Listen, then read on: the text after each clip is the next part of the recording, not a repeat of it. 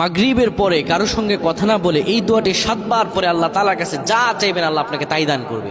অভাবে আছেন, ঋণগ্রস্ত আছেন, মাথায় টেনশন, ঋণের বোঝা, বাড়িতে থাকতে পারতেছেন না, আল্লাহ সব আপনার পেরেশানি দূর করে দেবে ইনশাআল্লাহ। যদি আপনি আমলটি করতে পারেন, আমল মানুষের জীবন বদলিয়ে দেয়, আমল মানুষের জীবনকে পরিবর্তন করে দেয়। আল্লাহ তাআলা আপনার সব দোয়া কবুল করে নেবেন ইনশাআল্লাহ।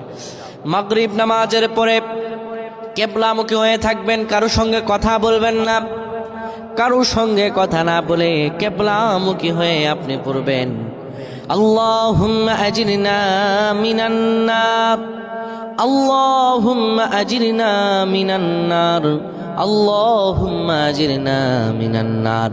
যদি এটি আপনি মাগরিব নামাজের পরে কারোর সঙ্গে কথা না বলে পড়ে 7 বার পরে দুটি হাত তুলে আল্লাহর কাছে দোয়া করেন, আল্লাহ জাহান্নামের আগুন থেকেও বাঁচাবেন এবং আল্লাহ আপনার সব দোয়াগুলো কবুল আর মঞ্জুর করে নেবেন। আল্লাহুম্মা আমিন।